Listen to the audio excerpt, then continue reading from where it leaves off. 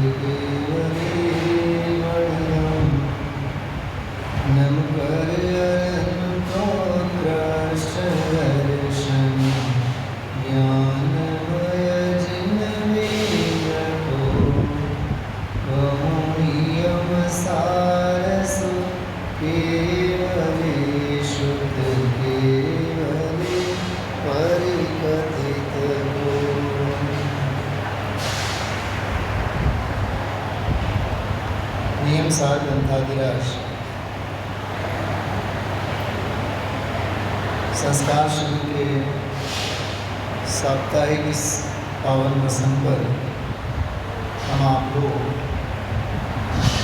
प्रातःकालीन स्वाध्याय में ग्रंथादिराज नियम सार, इसके आधार से हम आप लोग पिछले 2 स्वाध्यायों में समग्र नियम सार की विषय वस्तु 12 अधिकार, सारी गाथाएं, सारे कलश और हर अध्याय की विषय वस्तु, इसकी अपन ने चर्चा की है। कल प्रातःकाल के स्वाध्याय में अपन ने देखा था आचार्य अमृतचंद्र देव ने कुंदकुंद देव के द्वारा लिखे गए 5 परमागमों में 3 के ऊपर टीका लिखी, समय सार, प्रवचन सार और 50 टीका। समय सार ग्रंथराज के ऊपर जो टीका लिखी है उसका नाम है आत्मज्ञाति। प्रवचन सार जी के ऊपर जो टीका लिखी है उसका नाम है तत्व प्रदीपिका, और 50 टीकाय के ऊपर जो टीका लिखी है समय व्याख्या। तीनों परमागम अपने आप में अलौकिक हैं, अपूर्व हैं। समय सार दृष्टि प्रदान, प्रवचन सार ज्ञान प्रदान और नियम सार चारित्र प्रधान शास्त्र। प्रवचन सार और 50 टीकाय की विषय वस्तु एक जैसी, ज्ञान प्रदान, आगम शैली और ज्ञान प्रदान, वेद ज्ञान प्रदान, वस्तु विज्ञान प्रदान भी कह सकते हैं। वस्तु विज्ञान, वस्तु स्वरूप जो हैं उसे समझाने के लिए दोनों शास्त्र समर्पित हैं। समय सार तो स्वतंत्र ही एक ऐसी कृति है जिसके पास चैतन्य स्वभावी प्रमत्त नहीं, अप्रमत्त नहीं, एक या एक भाव जिसे कहा जाता है, लेकिन प्रमत्त नहीं है और प्रमत्त नहीं है, यह विषय अलग है। और एक या एक भाव कहा जाता है, यह भी विषय अलग है। समय सार तो यही कहता है, णादो जोसो सोचे ज्ञात वो तो ही, क्योंकि आत्मा शब्द का अर्थ ही होता है आत्मा। आत्मा को कहा कैसे जाए? कल अपन ने बात की थी ना, चेतयिता, याद है? चेतयिता शब्द का अर्थ अपन ने किया था। समय सार जी ने एक बहुत मार्मिक चर्चा बड़ी वाली सिटिका वाली गाथाओं में आती है कि वह चेतयिता कौन है जो चेतयिता को चेतता है। चेतयिता चेतयिता को चेते, इसका मतलब ये होगा ना कि चेतना, चेतने वाला चेतयिता अलग और जिसे चेता जाता है वह चेतयिता अलग। वो भी तो भेद हो गया ना। बात समझ में आ रही है? दर्शक को देखें तो देखने वाला दर्शक अलग और दिखाई देने वाला दर्शक अलग। ज्ञाता का ज्ञान करता है, तो वह कौन सा ज्ञाता है? जिस ज्ञाता का यह ज्ञाता ज्ञान करता है। ये सारी भेद की भाषा है। 4 बोल हैं उसमें, दर्शक, ज्ञायक और अपोहक। अपोहक चारित्र के अर्थ में है और श्रद्धान करने वाला। बात देखिए, समय सार में जिस अभेद आत्म स्वभाव की बात, स्वभाव मात्र की बात हर अधिकार में प्रकरण के अनुसार उस स्वभाव की दृष्टि कराई गई है मौजूद, लेकिन उस स्वभाव की जो दृष्टि कराई गई है वो चरणानियों की शैली। स्वभाव ऐसा है, यह द्रव्यानी योग है, वह द्रव्यानी योग होना चाहिए, वह चरणानी योग।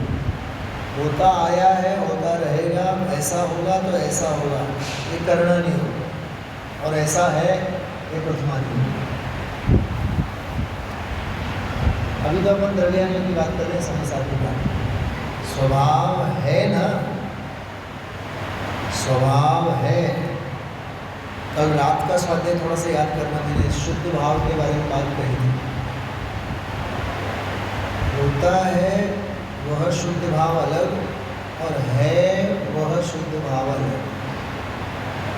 मैं हूँ सिद्ध परमात्मा, मैं हूँ आत्म राम, मैं ही ज्ञाता ज्ञेय को चेतन मेरो नाम।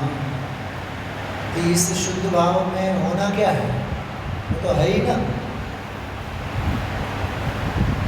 आप अपने घर के बच्चे से बोल के देखना, जैसे दिया है ना निर्जरा, कहें निर्जरा तू तो बहुत होशियार हो गई,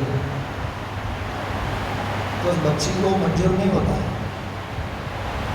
आजकल का बच्चा सुनता है, ऐसा कह के देखो उसको, तुम तो आजकल बहुत होशियार हो गए।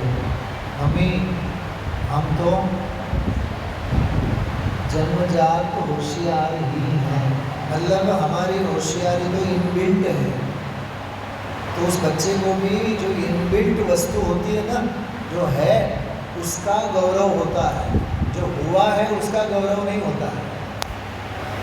तुम होशियार बन गए हैं इसकी बात कर रहे हो, और हम कह रहे हैं हम तो पहले से ही होशियार हैं। कितना फर्क है दोनों। आत्मा है, शुद्ध स्वभाव है, होना नहीं है। होना वह पर्याय है, वह द्रव्य। बात समझ आ रही है।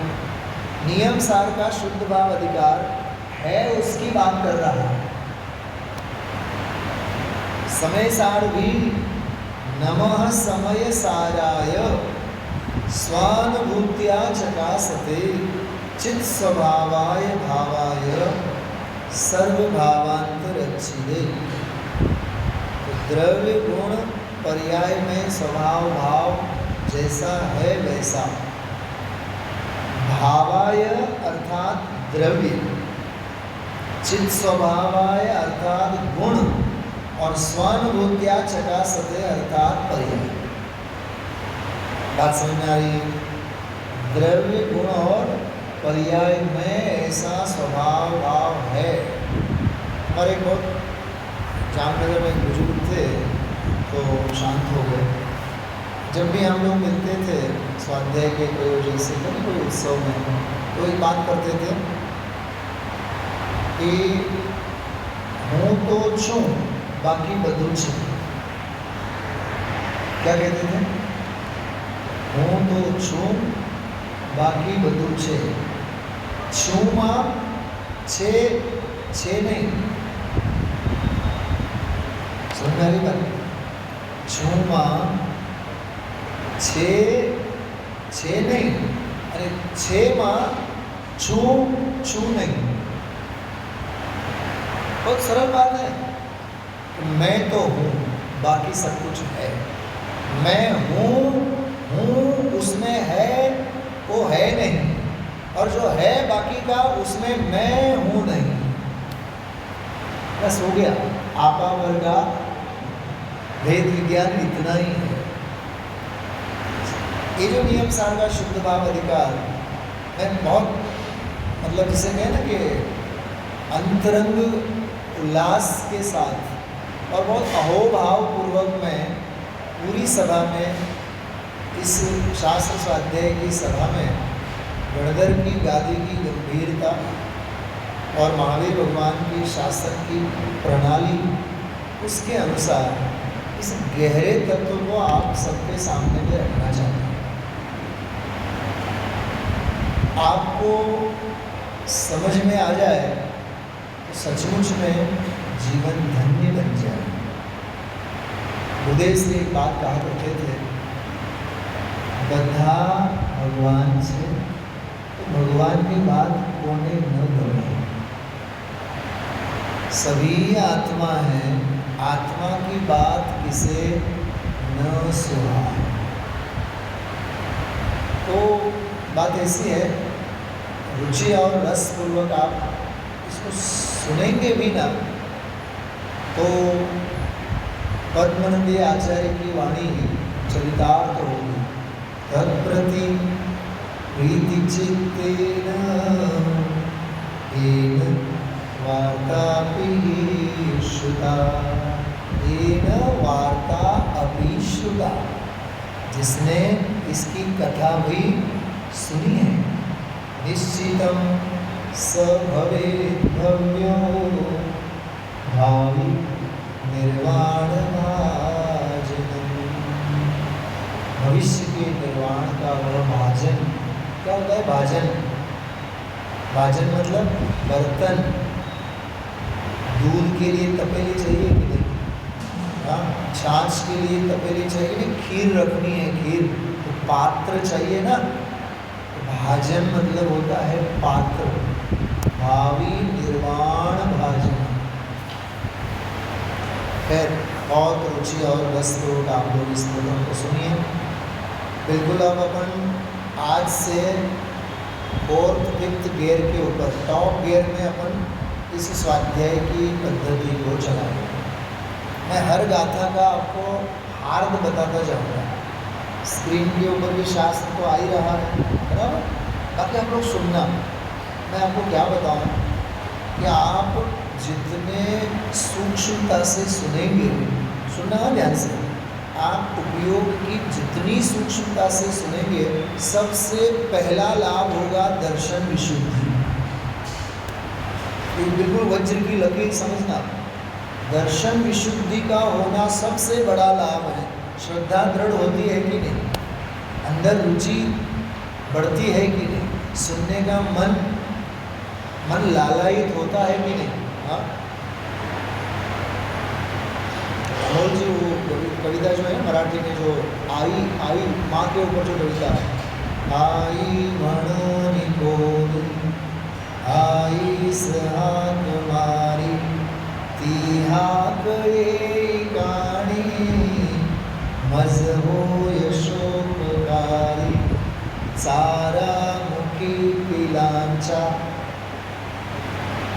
तत्वमुखी श्रोतांच्या समजणारी चारामुखी पिलांच्या गोठ्यात वासराना त्याचा तात गाई।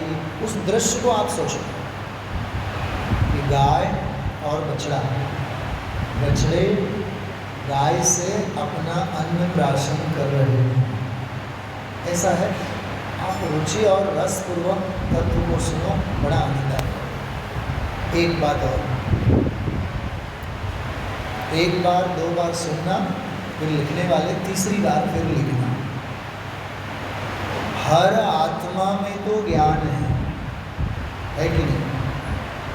बच्चे हों, बड़े हों, बूढ़े हों, डॉक्टर हों, वकील हों, स्त्री हों, पुरुष हों, हर आत्मा में तो ज्ञान है। लेकिन धन्य है वे जीव जिनके ज्ञान में भी आत्मा है। बोलेंगे आप लोग एक बार, हर आत्मा में तो ज्ञान है। क्या कहा? हर आत्मा में तो ज्ञान है, लेकिन धन्य है वे जीव जिनके ज्ञान में भी आत्मा है। आत्मा में तो ज्ञान है, तो सब में है, लेकिन भाग्यशाली और धन्य तो वे हैं जिनके ज्ञान में भी आत्मा है। अपने भी आत्मा में ज्ञान ही है, लेकिन अपने ज्ञान में आत्मा दिखने लग जाए तो समझ लेना अब अंधेरा खत्म हो गया और सूर्योदय प्रारंभ हो गया। हाँ, तू जागर चेतन प्राणी कर सिद्धों की अगवानी।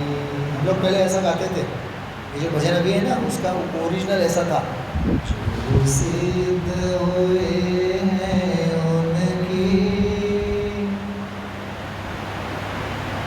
जो सिद्ध हुए हैं उनकी अगवानी करो, उनका मंगलमय साधन करो। तो सिद्ध हुए कैसे हैं? देखो, सिद्ध तो हुए हैं, शुद्ध हैं। सुदीप जी, क्या नाम? प्रदीप जी, क्या कहा? शुद्ध हैं, सिद्ध तो हुए हैं। सिद्ध क्यों हुए? क्योंकि शुद्ध है ना, तो शुद्ध हैं और सिद्ध होते हैं। पकड़ में आ रही बात बहनों? आप लोगों को समझ में आ रही है? हाँ, जैसे आपने समझो कोई सोने की बकड़ी पहनी है अथवा सोने की अंगूठी पहनी है, तो अंगूठी बनती है, सोना होता है। सोना है, सोना है, होता है, मतलब है, और उसमें से क्या बनती है? अंगूठी बनती है। गहने बनते हैं, सोना होता है। बात समझ में आए? तो शुद्ध भाव अधिकार क्या है? गहने बनते हैं वाला शुद्ध भाव अधिकार नहीं है। सोना है, इसका नाम शुद्ध भाव अधिकार। बात समझ में आ रही है? प्रिया, बात समझ में आ रही है? उसका नाम शुद्ध भाव अधिकार, होना है उसका नाम शुद्ध भाव अधिकार नहीं, उसका नाम तो शुद्ध भाव है। वो शुद्ध भाव कौन सा? शुद्धोपयोग वाला। शुभ और अशुभ से रहित वाला वह। मुझे एक बात बताओ, आप समझो आपको कोई गिफ्ट, जैसे अपने पियर के पक्ष के, ससुराल के पक्ष के, जैसे समझो कि आप शादी करके आई हैं अपने ससुराल में, तो सास ससुर आपको 2 चॉइस देंगे, 1 किलो सोना और 1 किलो सोने के गहने। क्या लेना मंजूर करेंगे? अमोल जी तो बोल रहे हैं हम तो दोनों लेंगे। हाँ, मतलब कारण परमात्मा भी लेंगे और कार्य परमात्मा भी लेंगे। तो विचक्षणता किसमें है? बहन आप बोलो, आप बिल्कुल गोल्ड लेंगी, सोना लेंगी कि गहने लेंगी? आप गोल्ड लेंगी। क्यों? क्योंकि उसमें कोई मिलावट नहीं है। तो वो जो सोना है ना, जो भी 1 तोला 2 तोला 1 किलो जो भी सोना दिया जा रहा है, कोई आकार प्रकार नहीं है, केवल सोने का गोला है। उस सोने के गोले का नाम है शुद्ध भाव अधिकार। और गहने किस में से बनते हैं? वो उसी गोले में से बनते हैं ना। अब सुनना, बिल्कुल 56 छाती करके सुनना ध्यान से। वो जो शुद्ध भाव अधिकार वाला सोने का गोला है, उसमें से परमार्थ प्रतिक्रमण का गहना बना। व्यवहार चारित्र अधिकार भी थोड़ा सा साइड इफेक्ट वाला, मिलावट वाला, वो भी बना।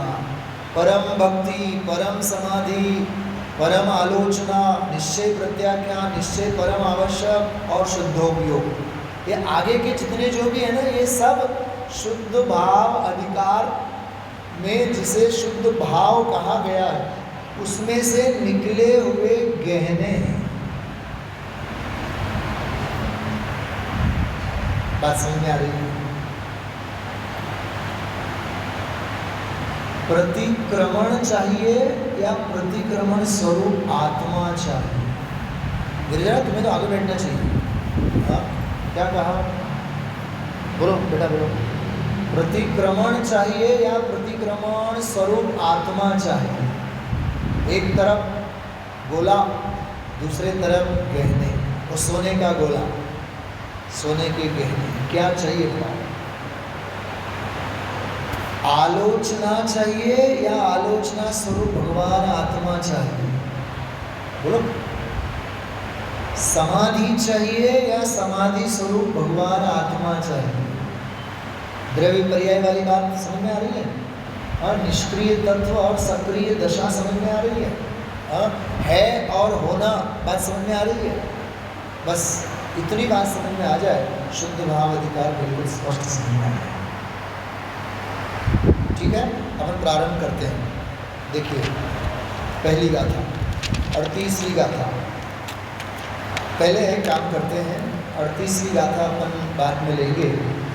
सबसे पहले अपन उसके बाद 54वां कलश, वो उसका सार है, उस सारभूत कलश को लेंगे। और घंटे 2 घंटे ऐसे सूक्ष्म चर्चा करने के लिए अपने पास समय नहीं है, तो इशारे भर में थोड़ी सी मार्मिक बातें करते हुए आगे बढ़ते हैं। 54वां कलश याद रखने लायक कलश है। 54, 5 और 4 9 होते हैं। 54वां कलश, 9 संख्या जो है ना, वो अफर संख्या होती है, उसके टुकड़े नहीं होते। 3 के टुकड़े करके बताओ, 1.5 होंगे, आधे आधे होंगे। 4 के तो सीधे सीधे टुकड़े होते हैं, बराबर। 3, 6, 9, 12, 3 का पूरा टेबल याद कर लो। 9 उसमें आता है कि नहीं? 3 विधान कर रहे हैं अपन लोग। आज कौन सा विधान चालू करेंगे? रत्नत्रय विधान। और रत्नत्रय का फल होता है 9 लब्धि, 9। और देखो 11वें गुणस्थान से गिरा जाता है, 12वें से गिरता नहीं है। 12वीं अपर संख्या। बात समझ में आ रही है? चलिए कलश का पाठ करते हैं सभी एक साथ, इस कलश को गाएंगे। जयति समय सार सर्वतत्वैक सार, सकल विलय दूर प्रास्त दुर्वार मार, दुरित कर कुटार शुद्ध बोधा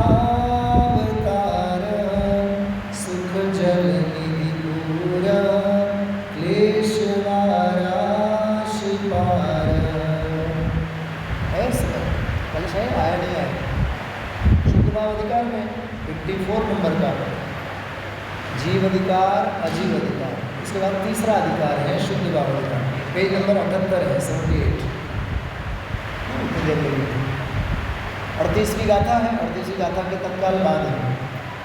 चलो आगे फॉरवर्ड करके ले लो, एक और बार अपन पाठ करते हैं।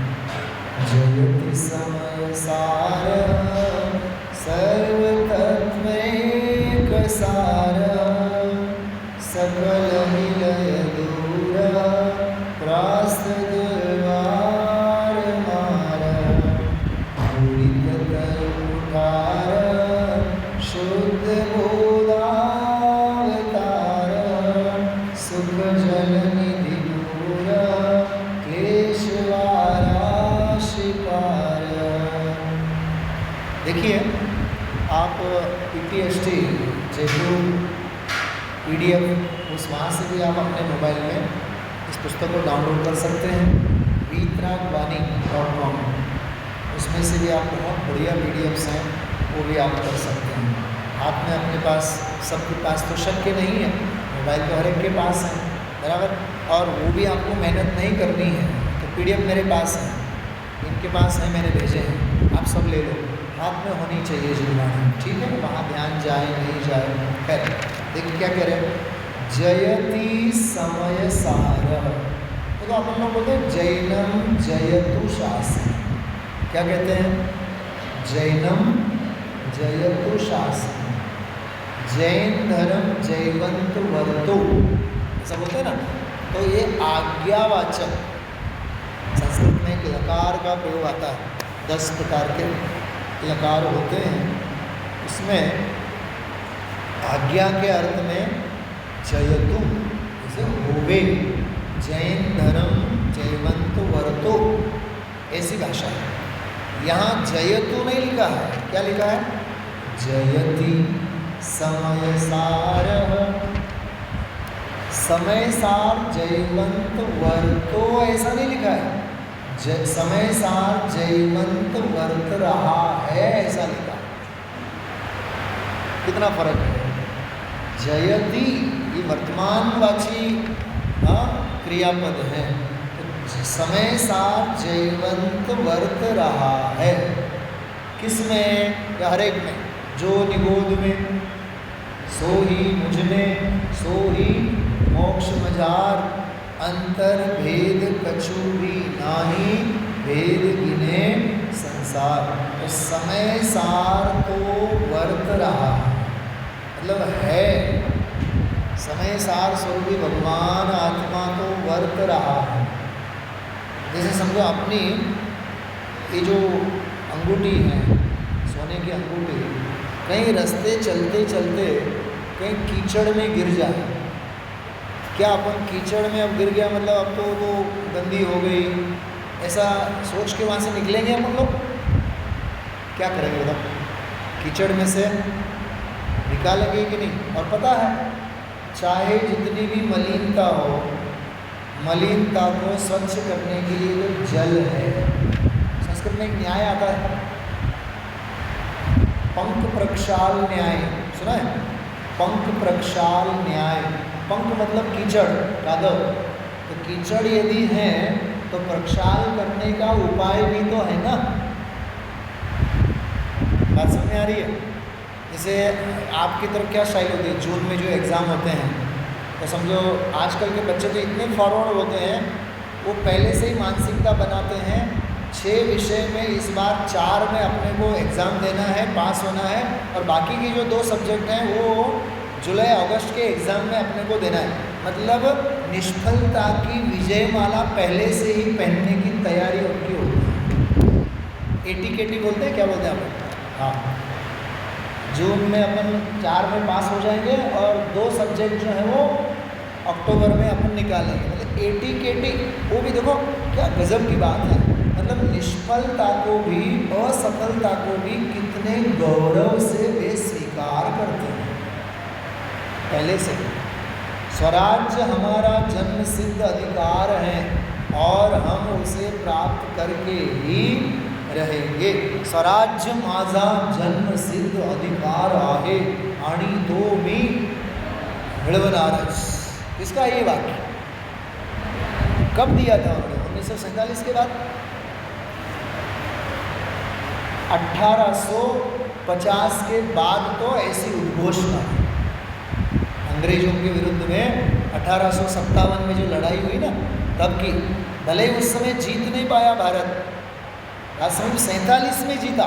स्वराज्य की उद्घोषणा तो परतंत्रता में ही हुई, स्वराज्य भले ही मिला 1947 में। बात समझ में आ रही है?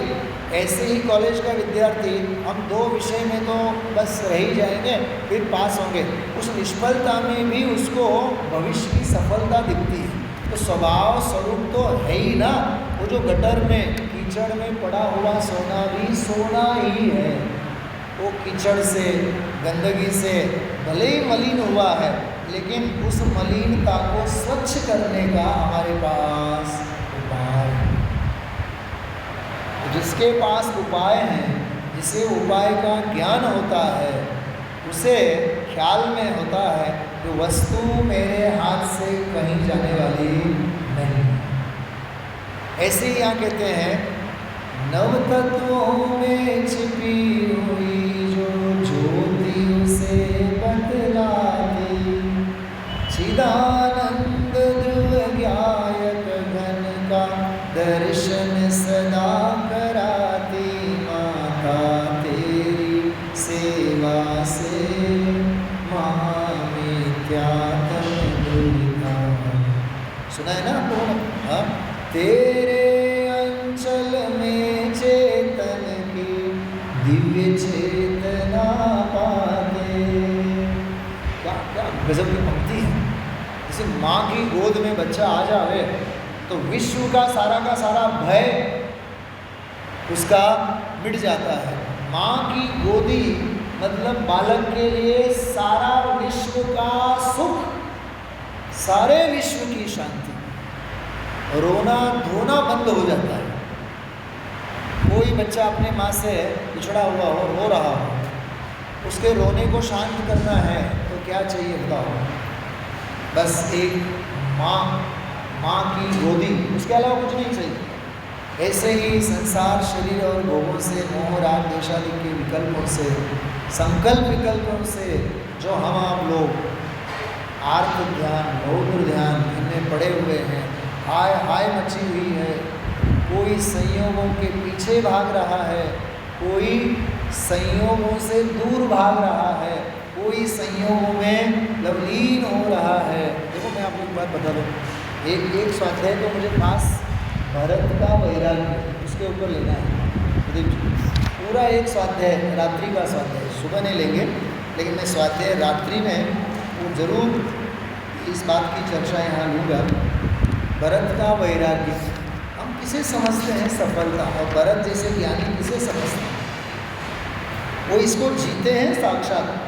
जयति समय सार, हमारा स्वरूप समय सार स्वरूप भगवान आत्मा तो भले ही 9 तत्वों में छुपा हुआ है, लेकिन है ना वो। समझ में आ रही है? देखो पंक्ति आप लोग मेरे साथ गाइए। धन्य धन्य है लोग वही जो दिव्य ध्वनि सुन पाते। बोलिए, धन्य धन्य है लोग वही जो दिव्य ध्वनि सुन पाते। किंतु भरत जी 6 खंडों पर विजय ध्वजा फहराते। किंतु भरत जी 6 खंडों पर विजय ध्वजा फहराते।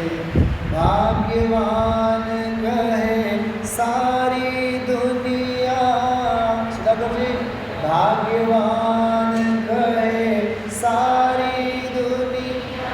सुनो, दुनिया क्या कह रही है? सुधाकर जी आप तो बड़े भाग्यशाली हैं, 6 खंडों के ऊपर जीत हासिल करने के लिए सारी जनता को आपने नतमस्तक कर दिया। भरत क्या बोल रहे हैं? भाग्यवान कहे सारी दुनिया, परंतु पर समझे वो तो अभागे भरत घर में ही मेरा। अरे दिव्य ध्वनि जो सुन पा रहे हैं अक्षय जी, अक्सर दिव्य ध्वनि जो सुन पा रहे हैं वे भाग्यशाली हैं। तो दूसरे कौन हैं? अतंत्र शक्ति के प्रवचन में गुरुदेव जी ने एक बात कही, तत्वनी बात जेने काने पड़े छे ते भाग्यशाली छे। पैसा धंधा व्यापार एमा जे लीन छे, लागेला छे, राचेला छे, ये भाग्यशाली नहीं, भांगशाली छे। वो भांग पिए हुए हैं, जिन्हें धंधा व्यापार घर परिवार इनमें रस है। अरे भाग्यशाली तो वे हैं जो तत्व की बात सुन रहे हैं। धन्य है वे जीव जो इस पंचम काल में शुद्धात्मा की बात भी करते हैं, अध्यात्म की चर्चा भी करते हैं। तो कहने का तात्पर्य है कि समय सार स्वरूपी भगवान आत्मा है, जयति समय सार है, हरेक में विद्यमान है। और कैसा है? सर्व तत्वैक सार, सर्व तत्वों में वह सारभूत है। तत्व कितने होते हैं? 7। द्रव्य कितने होते हैं? 6। पदार्थ कितने होते हैं? 9। कन्फर्म? तीनों बातें बिल्कुल कन्फर्म। हम गए शुल्लक धर्मदास जी के पास और कहा द्रव्य 6 होते हैं। उन्होंने कहा कौन कहता है द्रव्य 6 होते हैं? द्रव्य तो 7 होते हैं। हमने कहा 7 तत्व होते हैं। पंडित जी बोले कौन कहता है 7 तत्व होते हैं? तत्व तो 8 होते हैं। पदार्थ कितने होते हैं? कि 9। नहीं, कौन कहता है पदार्थ 9 होते हैं? पदार्थ तो 10 होते हैं। मैं 7वां द्रव्य, 8वां तत्व और 10वां पदार्थ। अब बोलो द्रव्य कितने होते हैं? द्रव्य 6 नहीं होते हैं, द्रव्य 1 ही होता है। समझ में आ रही बात? देखो गलत सरस मत समझना। नहीं तो सुनील भाई शास्त्री राजकोट के आए थे लेकिन वैसे उटपटांग सिखा गए। अरे हम 6 द्रव्यों में से जिस द्रव्य को निकालना है, 7 तत्वों में छुपा हुआ जो 8वां तत्व है, 9 पदार्थों में जो छुपा हुआ 10वां पदार्थ है, हम उसकी बात कर रहे हैं। वह शुद्धात्म तत्व है, उसका नाम है सर्वतत्वैक सार। सभी तत्वों में सारभूत है। थोड़ी सी और इसकी बात करें अपन, इसका और पोस्टमार्टम करें थोड़ा सा। तत्व 7 कहे ना आपने, जीव अजीव आश्रव बंध संवर निद्रा मोक्ष। ठीक है, आश्रव बंध तो संसार के स्वरूप है, बराबर। संवर निर्जरा तो प्रगट मोक्ष मार्ग की दशा है। संवर दशा प्रगट दशा है, निर्जरा वृद्धिंगत दशा है, शुद्धि की वृद्धि, शुद्धि का जन्म संवर, शुद्धि की वृद्धि निर्जरा, अशुद्धि की पूर्णता मोक्ष। तो जन्म वृद्धि और पूर्णता वाले अंश का नाम है संवर, निर्जरा और मोक्ष। 3 को अलग रखो। आश्रव बंध तो संसार के स्वरूप है, उनको अलग रखो। 3 और 2 5 हो गए। अजीव तत्व वो तो सारा परद्रव्य है, उसको भी बाहर रखो। अब रहा कौन? जीव। तो कहते हैं वैसे तो सारे के सारे गेय हैं, ज्ञान के गेय हैं, लेकिन अजीव से न मेरा राग न मेरा द्वेष, इसलिए वे न मेरे लिए हेय हैं और न मेरे लिए उपादेय हैं। देखो एक बात न्याय समझना, जो उपादेय नहीं होता है वह हेय भी नहीं होता है। हमें क्या लेना देना उसे? वो जो है सो है, वो तो ज्ञान का गेय भर है। तो वैसे देखो तो अजीव तत्व जैसे अन्य द्रव्य सारे के सारे अन्य तत्व मात्र ज्ञान के ज्ञेय हैं, ऐसे अजीव भी ज्ञान का ज्ञेय होता है। ये तो वो होता है जो हमारे लिए दुख रूप होता है। क्या कहा? जो दुख का कारण होता है वह हेय होता है। तो 7 तत्वों में दुख का कारण दुख रूप कौन है? आश्रव और बंध। तो हेय कौन से हो गए? आश्रव और बंध। अजीव पर द्रव्यन्ते प्रीति जो है संसार अबोध। संयोगों का नाम संसार नहीं है, स्त्री पुत्र परिवार आदि का नाम संसार नहीं है। उसके प्रति प्रीति भाव जो है, जयचंद जी छावड़ा साहब, उसके प्रति जो ममता है उसका नाम संसार है। तो असली संसार तो आश्रव और बंध भाव है। पर भाव संसार नहीं है, विकार भाव संसार है, विभाव भाव संसार है। तो ज्ञेय तो 7 तत्व हैं, आश्रव और बंध हेय हैं। संवर निजरा प्रकट करने की अपेक्षा से एक देश उपाधि है, और मोक्ष प्रकट करने की अपेक्षा से, प्रकट करने की अपेक्षा से पूर्ण उपाधेय हैं। लेकिन जीव न हेय है, न प्रकट करने की अपेक्षा से उपादेय हैं, और न प्रकट करने की अपेक्षा से पूर्ण उपादेय हैं। वह तो आश्रय करने की अपेक्षा से परिपूर्ण उपादेय है। क्या समझ में आया? तत्व की खुमारी समझ में आ रही है? क्या गजब की बात है। उसका नाम यहाँ शुद्ध भाव है। उसे कहते हैं सर्व तत्वैक सार। हाँ, जैसे स्कूल में टीचर होवे ना, प्रिया जी है, समझिए आप, बाल मंदिर चलाती है, बच्चों को पढ़ाती है। 100 बच्चे पढ़ रहे हैं, 101 बच्चे पढ़ रहे हैं, समझो आप 1008 बच्चे पढ़ रहे हैं। 1008 बच्चों में उस टीचर का खुद का भी बच्चा उन 1000 बच्चों के साथ पढ़ रहा है, और वो अपनी बच्चे की तरफ तो देखती ही नहीं है, दूसरे बच्चों को प्यार से खिला रही है, पिला रही है, पढ़ा रही है। मुझे एक बात बताओ, उस टीचर को माँ की नज़र से देखो, उस माँ के ज्ञान के ज्ञेय तो 1008 बच्चे हैं, ध्यान का ध्येय कितने बच्चे हैं? कुछ समझ में आया? ज्ञान के ज्ञेय तो 1000 बच्चे हैं, लेकिन ध्यान का ध्येय तो एक ही बच्चा है।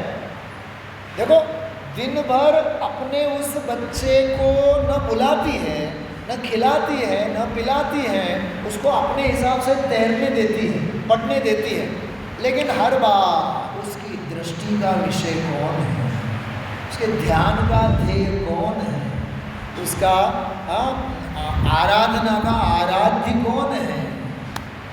वो त्रिकाली ध्रुव भगवान आत्मा, अपना बालक, अपने बच्चे के अलावा उसे कुछ दिखता ही नहीं है। ऐसे ही निर्ग्रंथ मुनिराज, ऐसे ही आत्म साधक ज्ञानी भगवान आत्मा, सारे साधक जो होते हैं, वेद विज्ञान जयो जिन के घट शीतल चित भयो जिनि चंदन।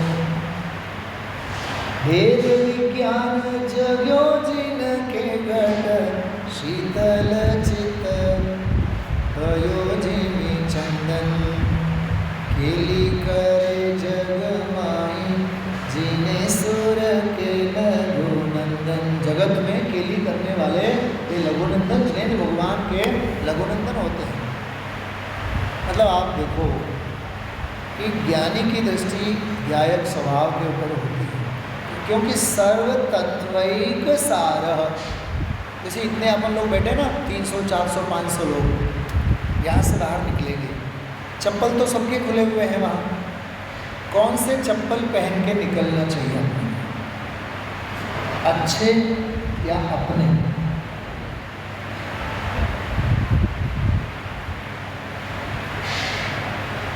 अपना तो अंगूठा टूटा हुआ है, तो अच्छे पहन के जाओ, और अच्छे पहन के जाओगे फिर सच्चाई से फिर कभी आ नहीं पाओगे। अपने ही चप्पल पहनेंगे ना, जिनमें अपना अपनापन है। क्या कहा? जिनमें अपना अपनापन है। तो तत्व तो बहुत है, तत्व तो बहुत हैं, जीव तो बहुत हैं, अनंत हैं, लेकिन अनंत जीवों में मैं वह जीव। आलाप पद्धति देवसेन आचार्य न्याय का ग्रंथ है, ऐसा गजब का ग्रंथ है। आलाप पद्धति, आलाप मतलब कथन। देवसेन आचार्य ने कथन बोलना, आलाप मतलब बोलना होता है। तो देवसेन आचार्य मानो यही सिखाना चाहते हैं बोला कैसे जाता है। उसमें एक बात आती है, मैं यह जीव, मेरे अलावा बाकी सारे अजीव। क्या कहा? सारे जीव तो जीव हैं ही, पर सारे, लेकिन मेरे अलावा मेरे लिए, मेरे अलावा मेरे लिए बाकी सारे अजीव तो अजीव, लेकिन बाकी सारे जीव भी अजीव। हम लोग गुजराती में ऐसा बोलते हैं, आ हूँ जीव बाकी अजीव। क्या? आ हूँ जीव बीजा बधा अजीव। मेरा जीवत्व जिनमें नहीं है वे सारे अजीव। अजीव मतलब जड़ ही नहीं होता है, जड़ तो होता ही है, लेकिन मात्र जड़ ही नहीं होता है। अजीव काया, बोलो आगे। धर्मा धर्माकाश उद्गला, 5वां अध्याय, पहला सूत्र, तत्वा सूत्र, उमा स्वामी के द्वारा लिखा गया। ये सब पाठशाला में पढ़ाई जाती है। अजीव काया धर्मा धर्माकाश उद्गला। बात समझ में आ रही है? तो मैं, मेरा जीवत्व जिनमें नहीं है वे सारे अजीव। वो कह रहे हैं सर्व तत्व एक सार, सभी तत्व में जो सारभूत है। सकल विलय दूर, विलय, विलय मतलब नाश। मुझ में वह विलय नाम की कोई वस्तु नहीं है, विनाश नाम की कोई वस्तु नहीं है। मैं अविनाशी तत्व हूँ, विनाश मेरे में नहीं है।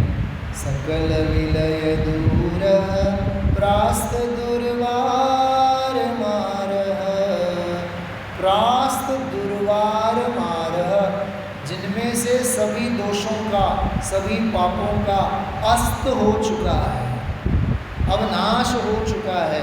ऐसा वह भगवान आत्मा में दुरित तरु कुठार, पाप रूपी वृक्ष को छेदने वाला कुठार है, कुल्हाड़ी है।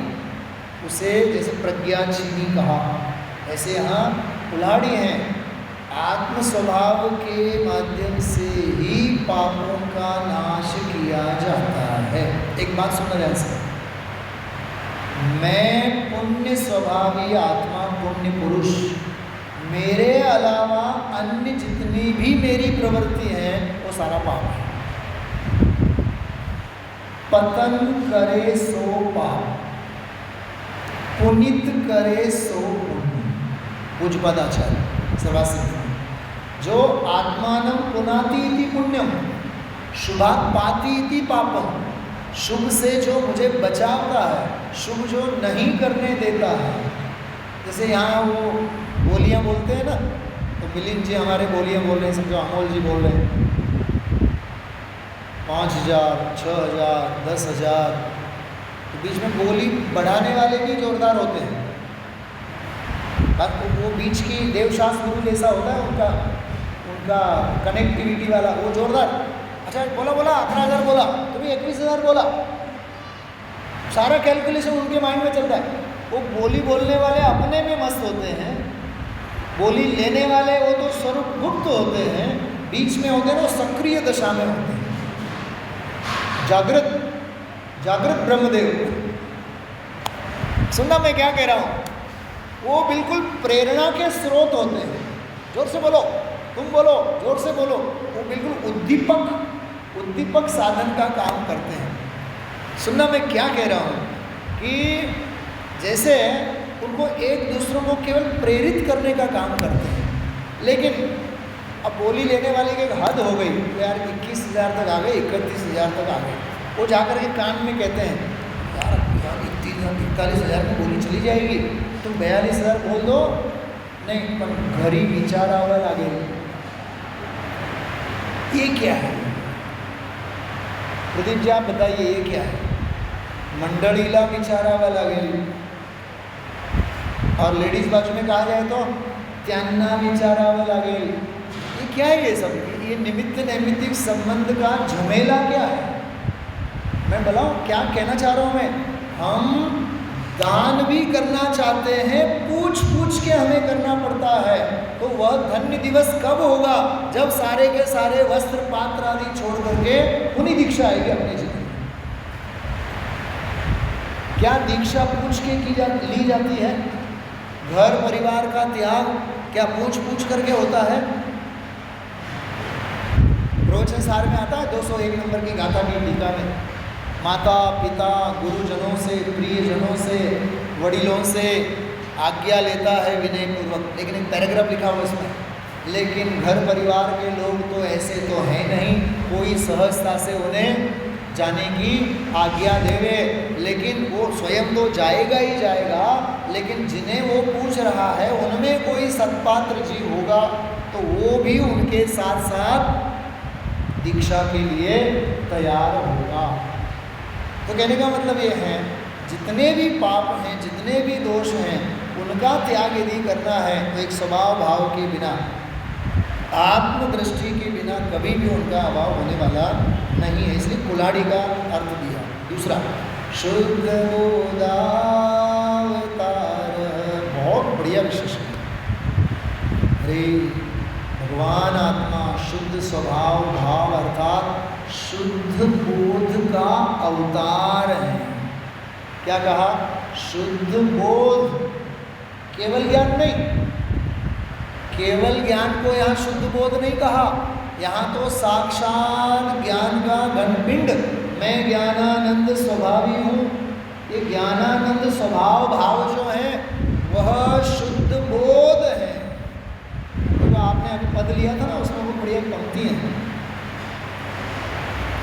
तन धन जनया कुछ नहीं तेरे, मोह में पड़ कर कहता है मेरे, स्यादवाद के इस झूले में माँ जिनवाणी सुला रही है, चेतो चेतन निज में आओ। किस करुणता है, चेतन को चेतने की बात करनी पड़ रही है। चेतन है और चेतने की बात कहनी पड़ रही है। ज्ञायक स्वभाव है, ज्ञायक स्वभाव को जागृत किया करने की नौबत आई है। सुख स्वभावी है, उसे सुख की बात कहनी पड़ रही है। अरे यहाँ कहते हैं, जो लोग कहते हैं ना, आमचं क्षयोक्षम काहीच नाही हो, आम्हाला काहीच कळत नाही आहे, आम्ही फार अल्पज्ञ आहोत, आम्ही फार छद्मस्त आहोत, आम्हाला कळतच नाही। गुरुदेव का एक वाक्य है, मुझे समझ में नहीं आता, मने समझाતું નથી, એવી કલંકની વાત નહીં કર, કેમ કે તું સમજણનો पिंड છે। क्या कहा? तू समझ का पिंड है, तुझे नहीं समझ में आएगा तो किसे समझ में आएगा? क्योंकि तू साक्षात शुद्ध बोधावतार, तू तो शुद्ध ज्ञान का घनपिंड है, अवतार है। सुख जल निधि पूरा, पहला स्वाध्याय याद करना, जैनी होय सो दुखी नाही, दुखी होय सो जैनी नाही, बराबर। सुख जल निधि पूरा, जिसके पास तो सुख का दरिया समंदर बहता है, ऐसा सुख का सागर वह भगवान आत्मा। क्लेशवाराशि पार, वह समस्त क्लेशोदधि का किनारा है, ऐसा समय सार जयवंत वर्तता है, जयति समय सार है, ऐसा यह स्वभाव भाव। अब ये जो कलश हैं, ये पहली गाथा 38वीं जो गाथा है, केवल 38वीं गाथा हम आप लोग पढ़ते हैं और 1 मिनट में ही अपन विराम लेते हैं, विधान के लिए आगे बढ़ेंगे।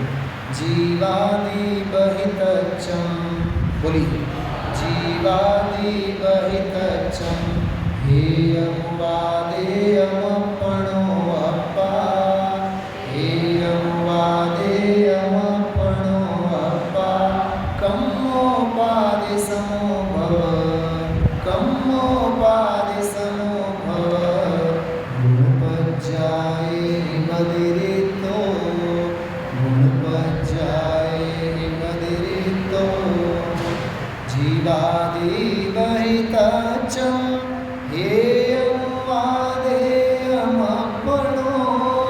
अपा, कम्मोपादिसमो भव, गुणपज्जाये मदिरितो।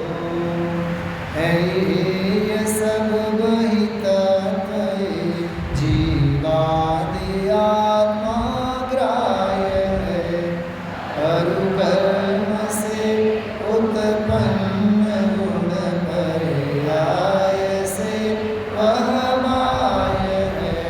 इसमें हे तत्व और उपादेय तत्व, ग्रहण करने लायक ग्राह्यभूत भगवान आत्मा और त्याज्यभूत हे तत्व क्या है, उसकी चर्चा इसकी टीका में बहुत मार्मिक ढंग से की है। कलश के आधार से अपन ने चर्चा की है। इस गाथा के टीका के अंश को देखते हुए आगे की गाथाएं हम आप लोग आगे और चलाएंगे। ओम नमः शिवाय।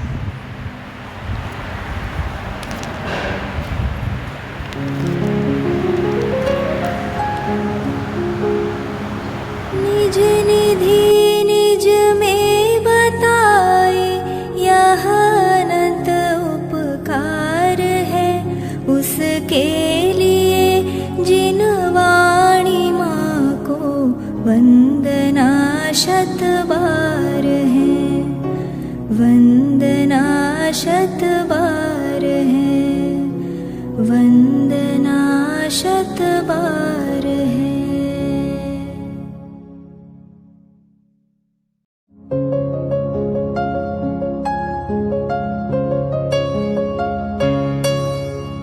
हे जिन वाणी भारती तो ही जपो दिन रैन, जो तेरी शरणा गहे सो पावे सुख चैन।